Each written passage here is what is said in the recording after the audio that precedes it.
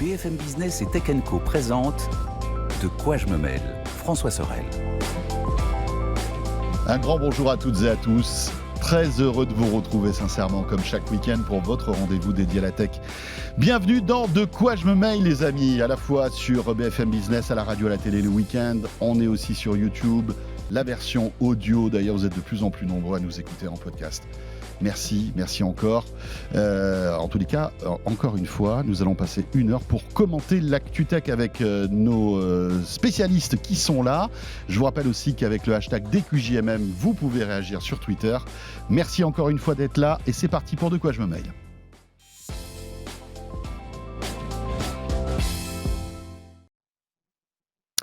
Et pour commenter l'actu, eh bien, un duo inédit. On est ravis d'avoir Gonzague d'Ambricourt avec nous. Alors, Gonzague que vous connaissez bien sûr, hein, mais il est aux côtés de JB de The E-Collection. Salut Jean-Baptiste. Bonjour. Ravi de te retrouver. Moi aussi. Tu étais dans De quoi je me mêle il y a quelques semaines cela avec Anthony. Et voilà, on est ravis de vous retrouver tous les trois pour commenter l'actu de cette semaine. Une actualité, très riche avec donc la Google I.O. qui s'est déroulée mercredi soir à Mountain View, vous savez, au siège de Google, la Google I.O. chaque année. Et bien voilà, pendant plusieurs jours, tous les développeurs du monde entier sont invités, alors soit physiquement, soit virtuellement, à découvrir toutes les nouveautés que Google, en fait un peu la feuille de route de Google pour l'année en matière de logiciels, de tendances. C'est ça, Gonzague, un peu la Google I.O. Exactement. C'est le rendez-vous que la marque établit alors, avec les développeurs initialement et puis finalement beaucoup avec la presse maintenant, parce que ce sont des événements de communication. Comme l'événement Apple qui aura lieu dans 2 semaines, c'est exactement la même chose. C'est-à-dire on annonce les interfaces, la façon dont vous allez pouvoir travailler avec les produits qu'on a.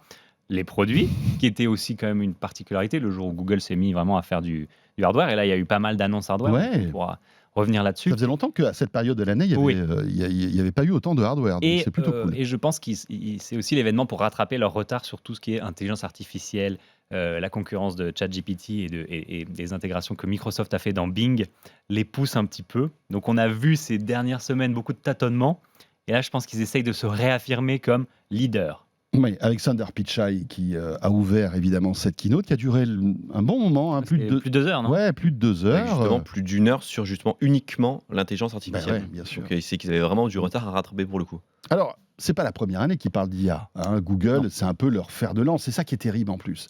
C'est que c'est des gens qui poussent ça depuis de très nombreuses années. C'est peut-être les pionniers d'ailleurs dans l'IA. Mais ChatGPT est arrivé par là, a donné un coup de boost incroyable à OpenAI et à Microsoft. Et Google s'est retrouvé un petit peu en retrait sur des travaux qu'ils font depuis des années. On se souvient l'année dernière de toutes les innovations, beaucoup sur la traduction. En fait, je ne sais pas si vous vous souvenez, l'année dernière, il y avait ces lunettes.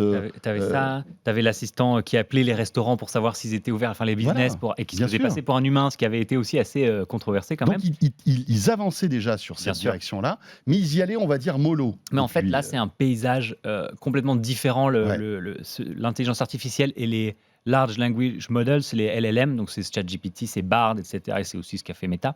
C'est quelque chose, et il y a un courrier d'un salarié Google qui a fuité, qui dit on n'est plus du tout dans la position de leader qu'on avait jusqu'à présent. Ce leadership, on peut le perdre en 1 mois. Et c'est ce qui s'est passé avec OpenAI, qui a fait complètement disparaître de l'actualité et du devant de la scène Google, qui revient maintenant avec Bard. Donc en fait, là maintenant, ça va être un concours de... Oui, bien sûr. Alors, qui a tiré en dernier et qu'est-ce que tu as fait ? Qu'est-ce que tu as intégré qui va aussi révolutionner le quotidien des gens ? Mais qu'est-ce qui marche le mieux aussi ? Parce que c'est ça aussi. Et donc c'est vrai que dans le passé, ils faisaient déjà énormément d'intelligence artificielle. Bien sûr, Google Maps, par exemple, c'est quand même déjà un produit qui fait plein de trucs sans qu'on s'en rende compte, d'analyser les photos, les façades, machin. Là, on va dans un autre paradigme et qui change de ce que Google avait formulé, qui est juste de catégoriser du contenu, de l'enrichir. Là, ça change complètement. Et je pense qu'on pourra l'aborder. Rien que la recherche Google va changer de façon assez fondamentale et c'est potentiellement un danger pour tous les éditeurs de sites web. Ouais. Oh, alors, on va revenir sur les annonces, hein, parce que c'est vrai qu'il y a pas mal d'annonces concernant l'IA, aussi sur les produits, hein. Et d'ailleurs, tu es venu avec le tout nouveau Pixel 7a qui est, Exactement. on va dire, l'entrée de gamme. On va en parler dans un instant. Qu'est-ce que tu retiendrais, toi, de cette Google I.O., JB? Que Google s'est aperçu que même si c'était leader sur le domaine de la recherche, bah, ils ont une grosse concurrence qui arrive de tous les côtés, que ce soit dans les smartphones, ça existe depuis bien longtemps, mais surtout sur toute l'intelligence artificielle, sur le machine learning et sur les recherches. Et en fait, ils se sont dit, en fait, OK, on est connu et reconnu par le grand public de tout le monde, mais il faut quand même qu'on mette la seconde pour rattraper tout le retard qu'on a eu. Donc je pense que c'est pour ça que pendant une grosse heure, ils ont parlé beaucoup d'intelligence artificielle sur tous leurs sites, que ce soit Google Maps, que ce soit Gmail, que ce soit la recherche et autres, et qu'ensuite ils soient passés dans tout ce qui est produit, parce qu'il y a quand même 3 annonces de produits majeurs, ce qui est assez rare dans une conférence qui est de base axée 100% pour les développeurs. Ouais. Gonzague, on a l'impression que Google s'est pris les pieds dans le plat en se disant je travaille sur l'IA depuis des années, mais finalement, cette IA doit être transparente.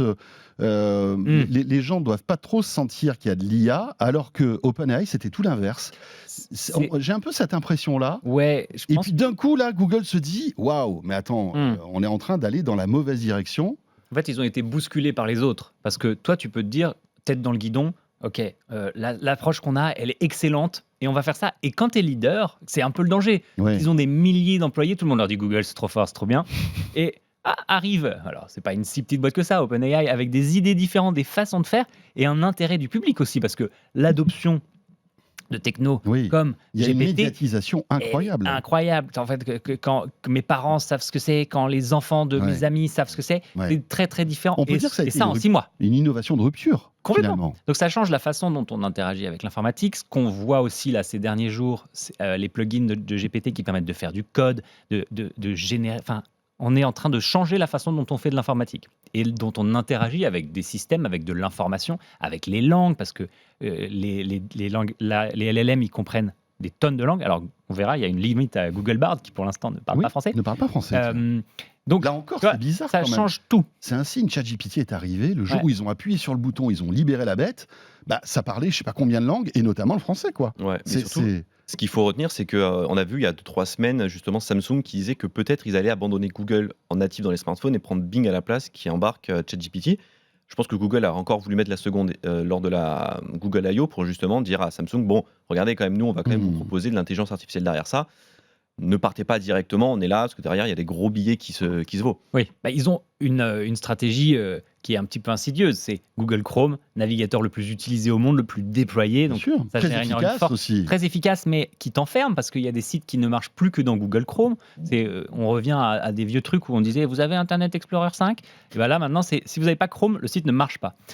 Donc ils ont cette grosse base de développement. Ils ont Android, énorme marché, énorme moyen de présent dans le monde. Effectivement, si c'est challengé par les autres, très très compliqué. Ils payent Apple des sommes astronomiques pour être le moteur de recherche Par défaut. sur iOS et sur macOS. Donc tu vois, oui, ils sont dominants, mais aussi parce qu'ils mettent de l'argent dans plein de trucs. Et si cette position elle est challengée si vite, tout se remet en question, toute ta stratégie, toute la confiance que tu avais, elle est un peu ébranlée. Et l'évolution des LLM et en fait finalement de l'intelligence artificielle et de nos interactions avec, fait aussi que si tu t'es enfoncé dans un chemin très précis et qu'il y a quelqu'un qui a une autre approche qui tout d'un coup est beaucoup plus efficace, avec beaucoup moins de risques aussi, parce qu'on a vu quand même aussi les risques de ce genre de système qui peut proférer des âneries Oui, bien avec sûr. beaucoup d'assurance. Oui, tout à fait. Et ben, en fait, si tu découvres une autre façon de le faire, et c'est ce que des chercheurs déclarent ces derniers temps, c'est que dans 6 ans, on n'utilisera même plus ChatGPT, ce sera plus du tout pareil, ça aura totalement changé la façon dont ça marche. Et donc, bien sûr, c'est un challenge énorme pour Google et pour les autres. Alors, donc Google accélère sur l'IA, et ça arrive en fait dans des environnements qu'on connaît bien. Par exemple, dans Gmail, où il y a Ouais. eu des démos assez impressionnantes. Vous avez Gmail qui répond automatiquement Ouais. à un mail que vous avez rien à faire, quoi. Ouais, ils avaient déjà lancé, je crois que tu utilises aussi Gmail, ils avaient déjà lancé l'autocomplétion, donc Ouais. tu commençais à taper, ça te disait bonjour François, parce qu'il sait que tu as mis François comme destinataire. Des trucs tout bêtes où à l'époque il disait qu'il n'y avait pas de pièce jointe.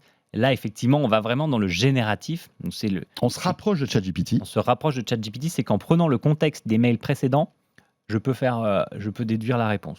Et ils vont l'intégrer dans d'autres produits, donc dans Docs, dans Sheets, etc.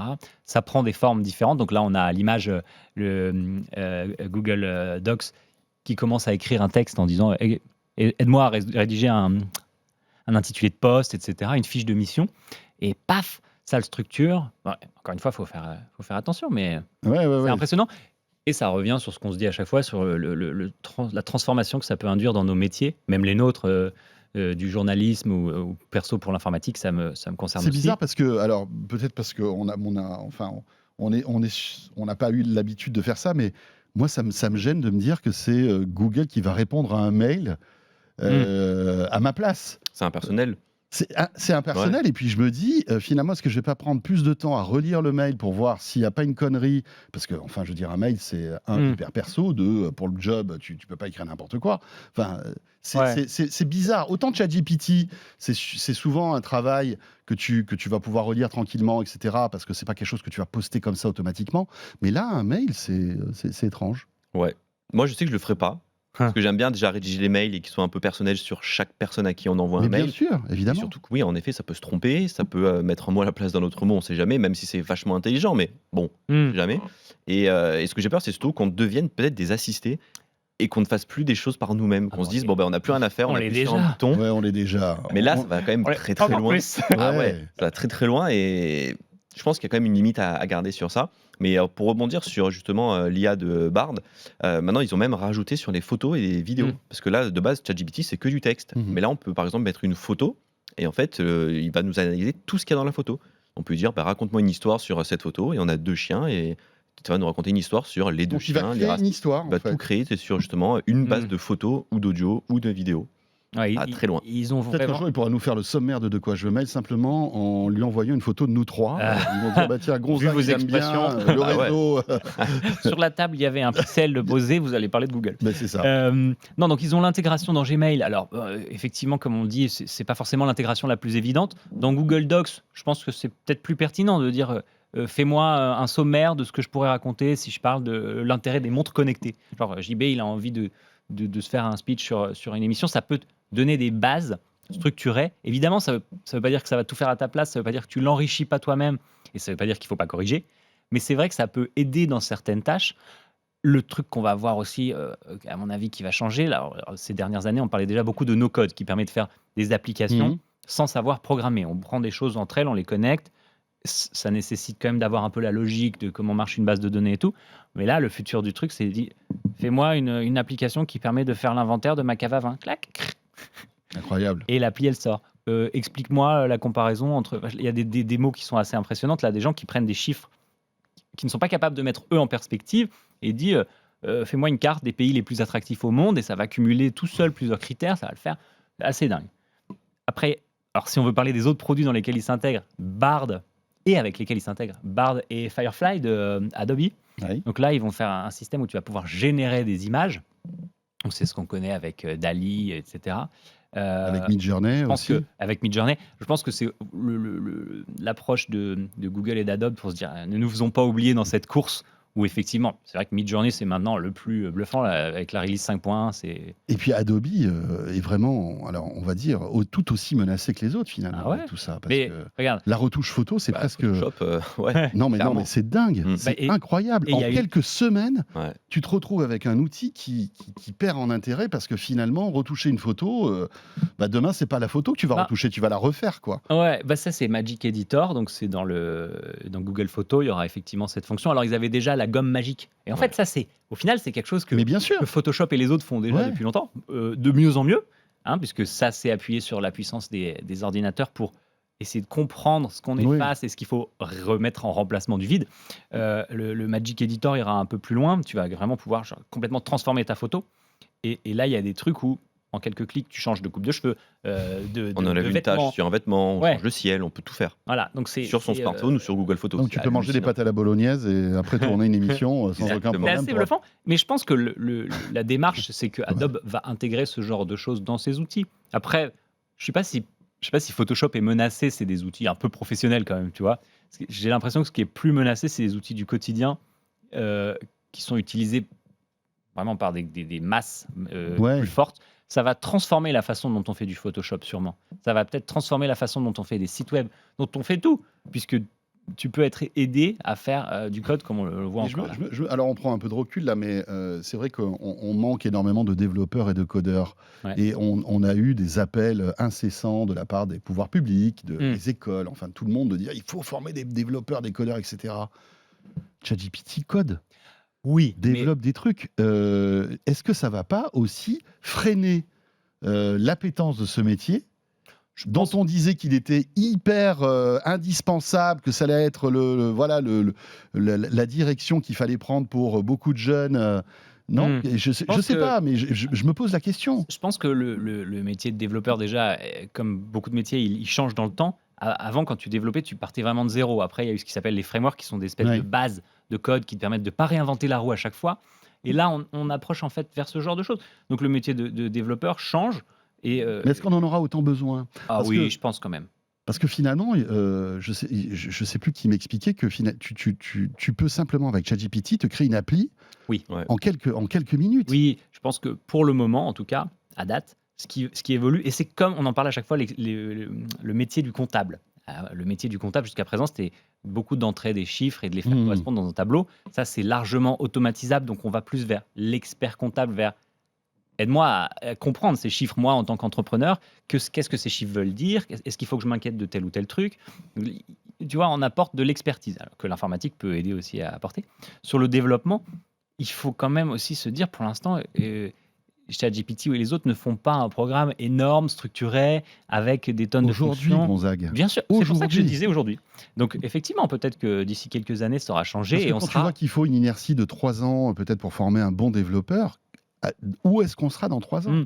Je pense que l'intérêt restera quand même d'avoir compris comment fonctionne un programme pour pouvoir aussi le dépanner, l'améliorer. Peut-être que tu ne l'écriras plus, mais peut-être que tu seras, on rigole du prompt engineer, les gens qui écrivent des prompts à ChatGPT et autres, en disant il faut savoir comment structurer la demande que tu veux faire. Et c'est comme aujourd'hui quelqu'un qui est doué sur Google, quelqu'un qui est doué en recherche Google, il sait écrire sa recherche pour obtenir très vite son résultat.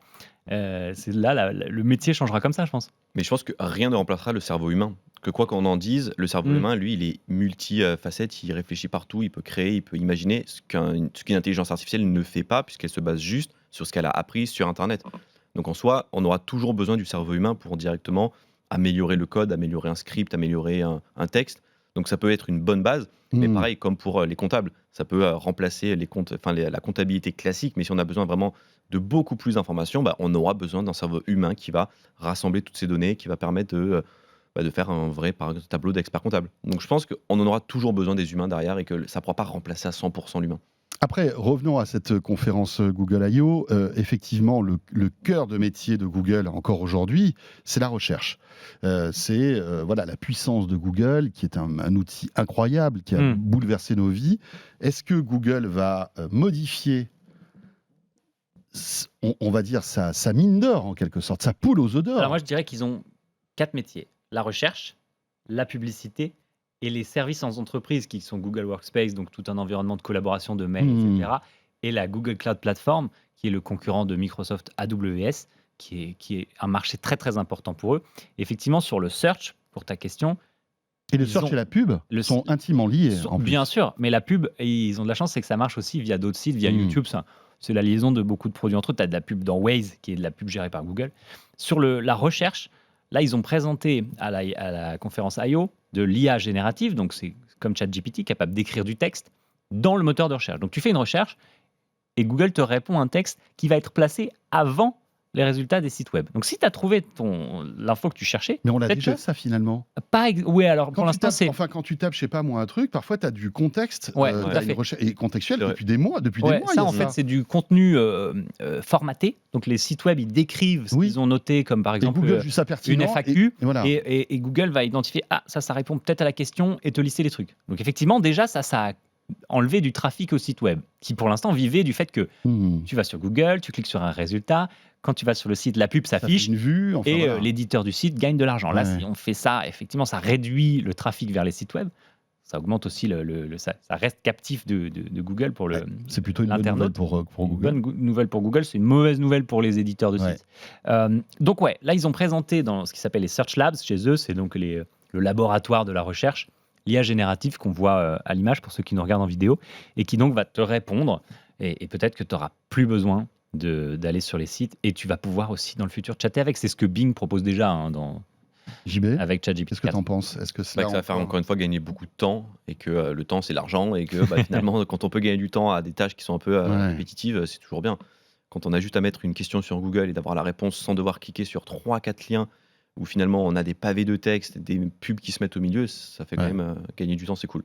Il y a Google Maps aussi qui va être boosté. Alors Incroyable. ça, c'est génial. La Ouais. météo va apparaître sur Google Ça, Maps. C'est des trucs incroyables. le Google Maps immersif qui s'améliore C'est un vol d'oiseau. 15 villes pour l'instant, dont Paris, et qui va être déployé d'ici la fin de l'année. Ça, c'est très joli. Bon, au quotidien, ça ne change pas trop notre Ouais, mais ça façon. c'est une petite fonctionnalité c'est sympa, chouette hein. en fait, Ouais. effectivement, pour se balader Ouais. sans bouger. Si un jour le Covid revient, je touche du bois. Un mot maintenant sur les produits, parce qu'on le disait, c'est quand même important. Et c'est arrivé à la fin hein, de la présentation. Pas mal de choses. Tablette, Smartphone. le Pixel 7a que tu as en main, que tu as déjà un peu pris en main, c'est ça hein, qui est... Exactement. Ouais. En fait, Google, à chaque mi-année, parcours des pixels grands chiffres, ils sortent une version A qui est une version un peu moins performante des autres, mais du coup moins chère. Bon, sauf que celle-ci, elle est 100 € plus chère quand même que la génération précédente, parce que je pense, voilà, comme partout, les prix augmentent. C'est un très bon téléphone. C'est un téléphone milieu de gamme à 509 €, 5G, qui est très joli, 6,1 pouces d'écran, 90 Hz, appareil photo 48 millions de pixels. Il fonctionne super bien. Il a la nouvelle puce Tensor G2, qui est justement la propre puce de Google côté Oui. performance.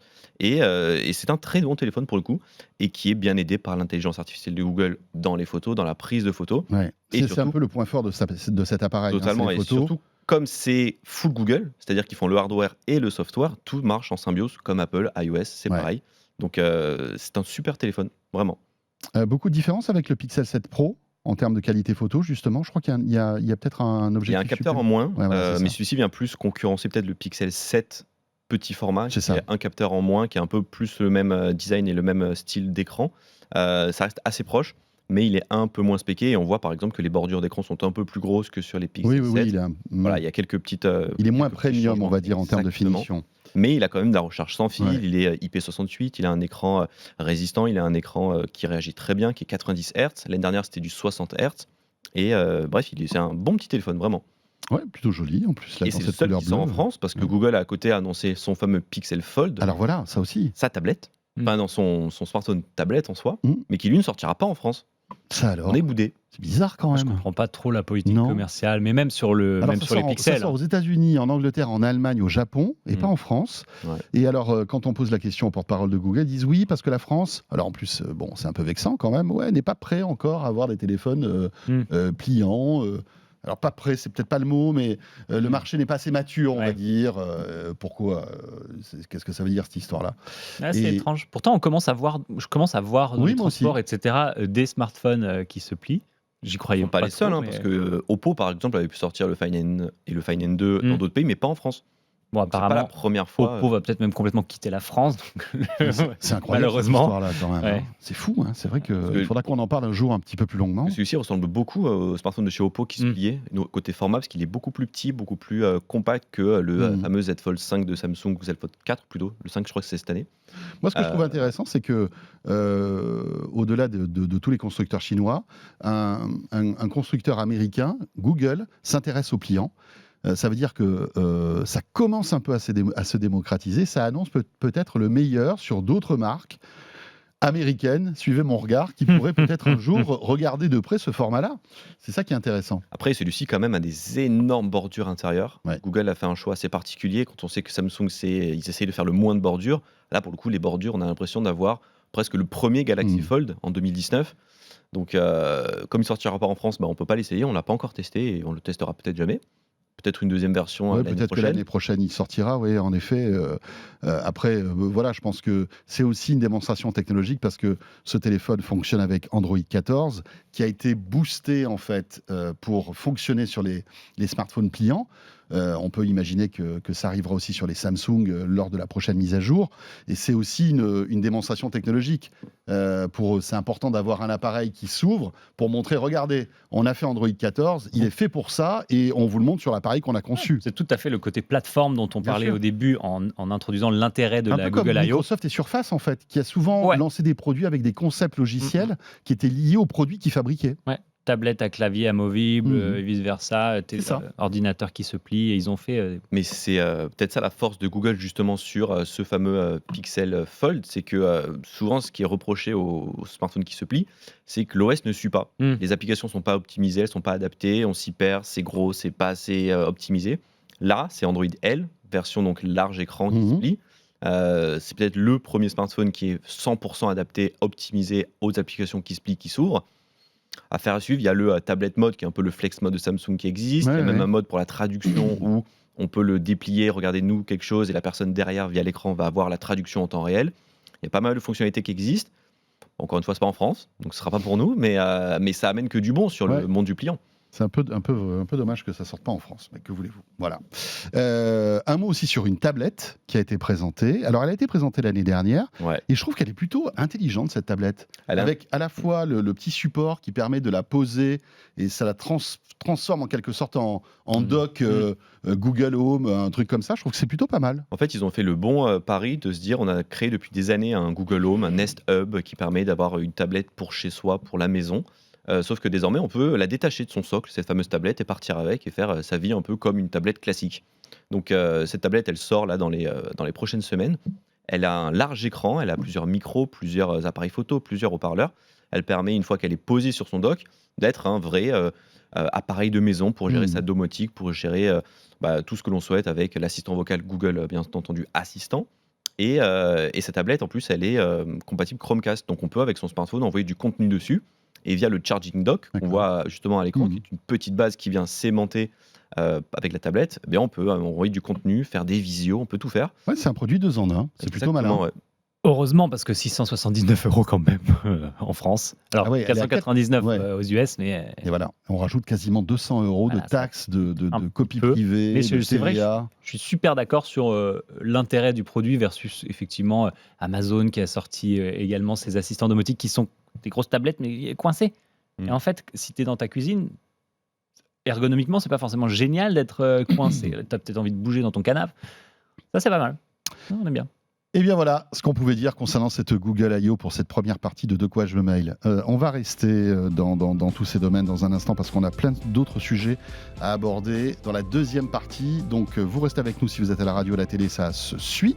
Mais si vous êtes par exemple sur YouTube, ça sera le deuxième module de quoi je me mail avec au sommaire Huawei qui tente de revenir avec un nouveau smartphone. Vont-ils y arriver? Alexa qui réagit un peu à sa manière avec son assistant vocal. Et puis Zelda qui sort cette semaine, c'est l'événement jeu vidéo sans doute de l'année 2023. On en parle avec JB et avec Gonzague. À tout de suite. De quoi je me mêle sur BFM Business et Tech & Co.